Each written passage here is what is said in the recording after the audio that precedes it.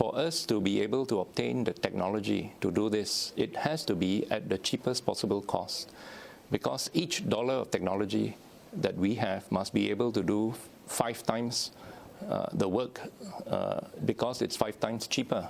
And so we come to this issue of intellectual property rights.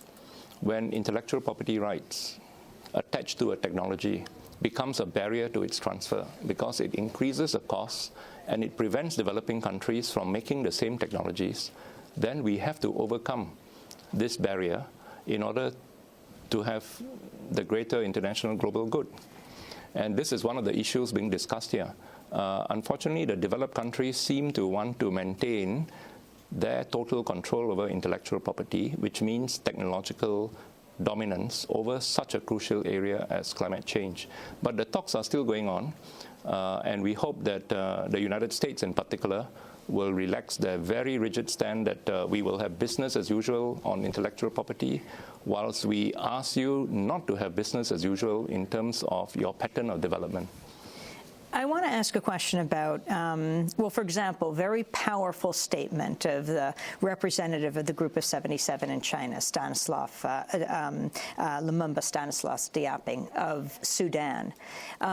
The representatives here, for example, of Sudan, I mean, will be discredited by many right away, saying, who is he to? I mean, it was a powerful statement about imperialism, that this is a disgrace, that this secret Danish text is actually dangerous right now, that it's a new Bretton Woods.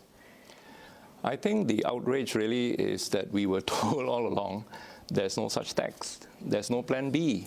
We are not having a small group of people cooking up something.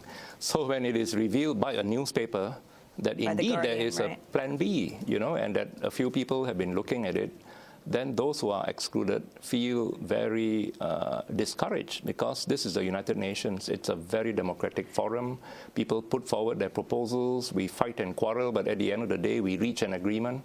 So I think the feeling is that there should not have been an exclusive group. Right. And if there is a plan to come out with a short version of a declaration, then each region should have been asked to have a representative, and that we thresh it out together. But that issue of the human rights abusers being the spokespeople, like the country of Sudan. Well, Sudan does not speak for itself in terms of the Group of 77. It is there to represent the entire group. This is an association of developing countries. And what he says is to represent the feelings of the 130 countries of the Group of 77. So he has that mandate to represent the views of these countries. It is not his personal view. I think it is really important, though, Amy, that you raise it, because we have to understand that this is part of a pattern, that whenever things happen at the UN that the US and other powerful players don't like, the strategy in order to discredit the policies, no matter how many developing countries back it, is to single out a couple of governments with well-earned bad reputations and say, well, we don't need to be, if we think about the Durban II conference, for instance, the Durban Review Conference, what was the line? It was, we don't want to hear about racism from Libya and Sudan, never mind that there were 18 countries that were on the planning committee. So this will be, I think, one of the lines of attack against the fact that the Africa group, as well as the G77, has been very, very strong throughout these negotiations. And we talked about it before, about how the African group negotiating bloc walked out of the negotiations in Barcelona. So you know, when you start to lose political ground, you start to take other lines of attack, and this is certainly going to be one of them.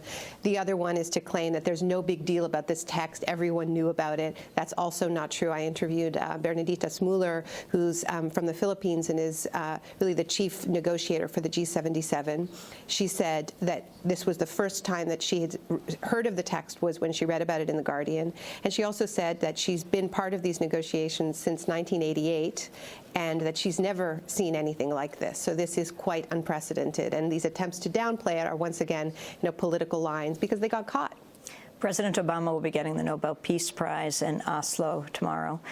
He will be addressing the escalation of war in Afghanistan, receiving the Peace Prize as he announces the escalation of war. Naomi Klein, your response to this and how the United States fits into this Danish text and President Obama coming here next week, agreeing to come at the end, not at the beginning.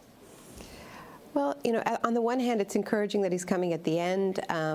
On the other hand, we have to understand how politics works, and I think probably this text, the existence of this text, has something to do with why Obama agreed to come to the end. I mean, most people here have observed that Obama wouldn't come unless there had been some sort of a guarantee of an outcome that would have been acceptable to the United States, and clearly they thought this Danish text was going to be adopted. But you know, if we think about Afghanistan, even coming back to the headlines that you read earlier about Zelaya, you know, 1 year into the Obama administration, I think that we're seeing on so many of the key issues that we really believed there would be change, or where change was promised, that there was a new era of relationships with Latin America, that there was going to be a much less aggressive stand when it comes to the military, the financial sector, and now climate change.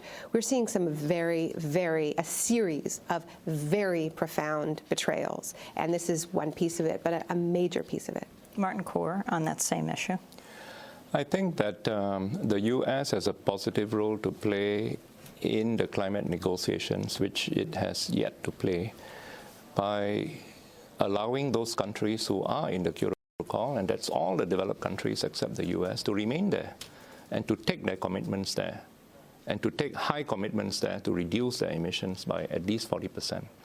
And the United States, even if it does not want to join the protocol for whatever reason, can take a similar commitment inside the convention, because the U.S. is a member of that convention, and do a similar commitment, do a similar cut.